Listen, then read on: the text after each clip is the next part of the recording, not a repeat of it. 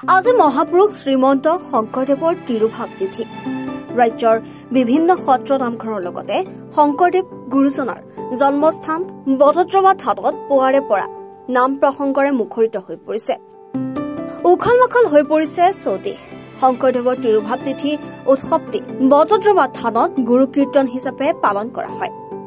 বটদ্ৰৱা থানৰ পৰম্পৰা অনুসৰি শ শ বছৰ ধৰি গুৰু কীৰ্তন উৎসৱ দুদিনীয়া কাৰ্যসূচীৰে পালন হৈ আহিছে। ধৰ্মীয় পৰম্পৰাৰে কালিৰে পৰা আৰম্ভ হোৱা গুৰু কীৰ্তনৰ আজি পুৱা তাল কোবোৱা প্ৰসংগ, মঞ্জিৰা নাম, আইসকলৰ নাম, খোল প্ৰসংগ আদি বিভিন্ন কাৰ্যসূচীৰে চলিব তিৰুভাৱৰ তিথিৰ কাৰ্যসূচী। ইফালে পুৱাৰে পৰা উষা কীৰ্তন কৰি বটদ্ৰৱাৰ চৌপাশ হৰিনামৰ অমল ধ্বনিৰে মুখৰিত হৈ পৰিছে। আজি পবিত্ৰ ভাদ মাহৰ মহাপুৰুষ গুৰুজনাৰ তিৰুভাৱ তিথি। বটদ্ৰৱাত শংকৰদেৱৰ জন্মস্থান। তেখেতৰ এই তিৰুভাৱ তিথিভাগ বিভিন্ন ভক্তিমূলক বিভিন্ন ধৰণৰ প্ৰসংগ প্ৰণালীৰে আজি দিনজোৰা কাৰ্যসূচীৰে আৰম্ভ হ'ব।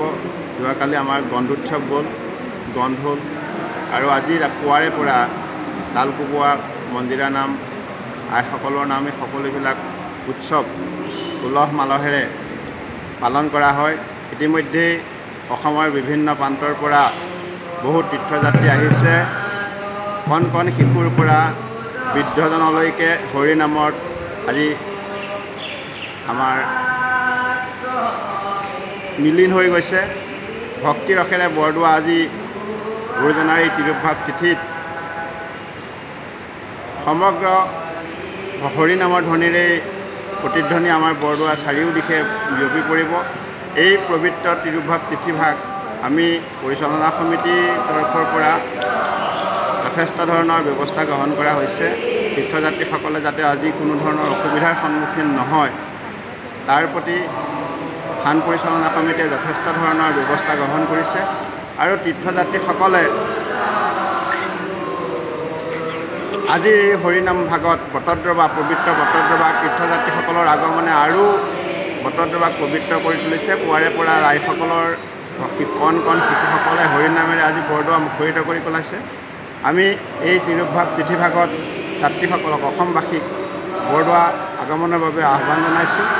আৰু আমাৰ বৰদোৱা থানৰ এই প্ৰসংগ প্ৰণালী হৰিনামৰ ধ্বনিত সকলো একত্ৰিত হৈ নৱ বৈষ্ণৱ ধৰ্মৰ যি অসমত প্ৰচাৰ হৈছে, সেই বৈষ্ণৱ ধৰ্মৰ নামঘৰে প্ৰচাৰিত কৰিবৰ বাবে সকলোকে আহ্বান জনাইছোঁ।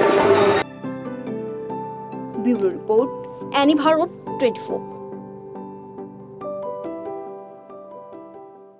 নমস্কাৰ, মই অজয় ফুকন, আৰু এইখিনিতে সমূহ এনি ভাৰত চেনেলটোৰ যিসকল কৰ্মকৰ্তা আছে সকলোৰে মোৰ ফালৰ পৰা শুভেচ্ছা জ্ঞাপন কৰিছোঁ। অসমৰ আচলতে সংবাদ জগতত নতুনকৈ আচলতে এটি আত্মপ্ৰকাশ ঘটিছে আমাৰ নিউজ চেনেল এনি ভাৰত। আৰু এনি ভাৰতৰ এটা খুব ধুনীয়া এটা অনুষ্ঠান হ'বলৈ গৈ আছে। সকলোৱে জানে, আমাৰ সকলোৰে মৰমৰ হাৰ্টথ্ৰব জুবিন গাৰ্গৰ গানে কি আনে, আচলতে জুবিনদাৰ সেই গীতৰ আধাৰত আমাৰ হিৰুদাই লিখা সেই গীতটি গানে কি আনে, এই গানে কি আনে নামৰ এটি তেওঁলোকে সাংগীতিক ৰিয়েলিটি শ্ব' কৰিবলৈ গৈ আছে। আৰু 15 আগষ্টৰ পৰা গোটেই আৰম্ভ হ'ব। প্ৰথম অডিশ্যন অসমৰ ধেমাজি জিলাত আৰম্ভ কৰিব। গতিকে সমূহ যিসকল প্ৰতিভা আছে, যিসকলে গান ভাল পায়, যিসকলে তেওঁলোকৰ নিজৰ প্ৰতিভা আচলতে দেখুৱাব বিচাৰে, এই ৰিয়েলিটি শ্ব'ত গানে কি আনে এই প্ৰতিযোগিতাত অংশগ্ৰহণ কৰক। আৰু খুব ধুনীয়া আপোনালোকে সুবৰ্ণ সুযোগ লাভ কৰিব। লগতে ইয়াতে পুৰস্কাৰ আছেই, বিভিন্ন ধৰণৰ উপহাৰো আপোনালোকে লাভ কৰিব। আৰু লগতে এগৰাকী প্ৰতিষ্ঠিত আচলতে এগৰাকী শিল্পী হিচাপে অসমৰ সাংস্কৃতিক জগতত আপোনালোক প্ৰতিষ্ঠা লাভ কৰিব। গতিকে গোটেই অনুষ্ঠানটোলৈ মোৰ ফালৰ পৰা শুভকামনা থাকিল। আৰু লগতে এই অনুষ্ঠানটোত আপোনালোকে অংশগ্ৰহণ কৰিব। আমিও আছোঁ, আৰু সকলোকে আমি লগ পাম। ধন্যবাদ।